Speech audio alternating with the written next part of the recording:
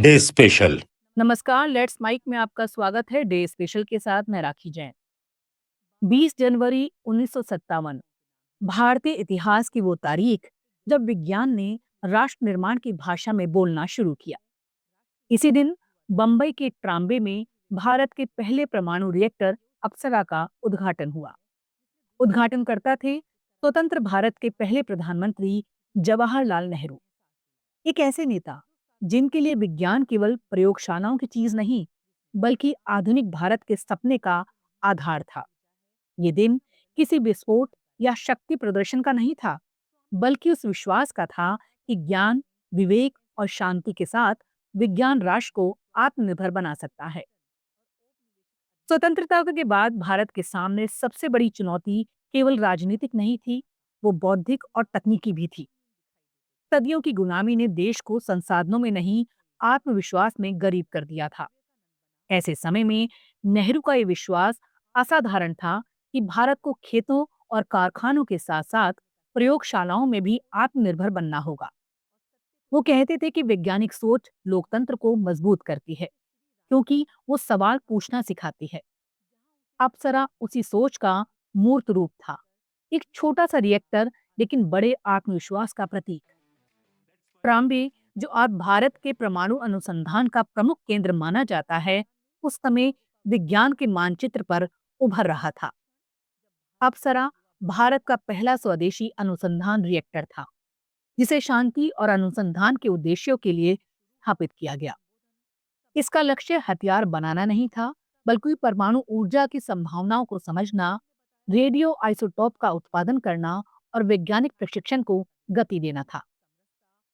इस रिएक्टर ने भारत को ये भरोसा दिया कि देश उन्नत विज्ञान को आत्मसात कर सकता है, अपने नियमों, अपने मूल्यों के साथ।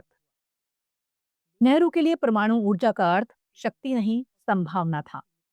उन्होंने बार बार जोर दिया कि विज्ञान मानव कल्याण के लिए होना चाहिए।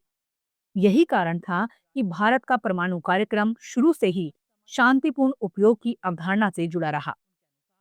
अप्सरा के उद्घाटन के समय नेहरू ने जिस भाषा का इस्तेमाल किया, वो विजय की नहीं, जिम्मेदारी की भाषा थी। उन्होंने चेताया कि विज्ञान जितना शक्तिशाली है, उतना ही अनुशासन और नैतिकता भी मांगता है। ये उद्घाटन केवल एक तकनीकी उपलब्धि नहीं था, ये उस संस्थागत ढांचे की शुरुआत थी, जिसने आगे चलकर भारतीय विज्ञान को वैश्विक मंच पर पहचान दिलाई। अप्सरा से जुड़े वैज्ञानिकों की एक पीढ़ी तैयार हुई। वो लोग जिन्होंने आगे चलकर परमाणु चिकित्सा, ऊर्जा, कृषि और उद्योग में भारत की क्षमता को बढ़ाया। रेडियो आइसोटॉप्स का उपयोग कैंसर उपचार, औद्योगिक परीक्षण और कृषि अनुसंधान में हुआ। यानी परमाणु ऊर्जा का ये अध्याय जीवन बचाने और उत्पादन बढ़ाने से जुड़ा रहा। भारत जैसे विकासशील देश के लिए संदेश बेहद महत्वपूर्ण था कि विज्ञान केवल अमीर देशों का विशेषाधिकार नहीं है। ट्राम्बे में जलता रिएक्टर बताता था कि सीमित संसाधनों के बावजूद स्पष्ट दृष्टि और संस्थागत समर्थन से असंभव को संभव किया जा सकता है। नेहरू ने विश्वविद्यालयों, अनुसंधान संस्थानों और वैज्ञानिक संस्कृति को बढ़ावा देकर ये सुनिश्चित किया कि अप्सरा अकेला दीपक न रहे, बल्कि एक श्रृंखला की शुरुआत बने। उस दौर का अंतर्राष्ट्रीय संदर्भ भी कम महत्वपूर्ण नहीं था। शीत युद्ध के समय दुनिया परमाणु शक्ति को भय और वर्चस्व के चश्मे से देख रही थी। ऐसे समय में भारत ने एक अलग रास्ता चुना, गैर पक्षधरता, शांति और विकास का रास्ता। अप्सरा उसी नीति का तकनीकी विस्तार था। भारत ने दुनिया को बताया कि परमाणु विज्ञान का अर्थ केवल बम नहीं होता, ये ऊर्जा, स्वास्थ्य और शिक्षा भी हो सकता है।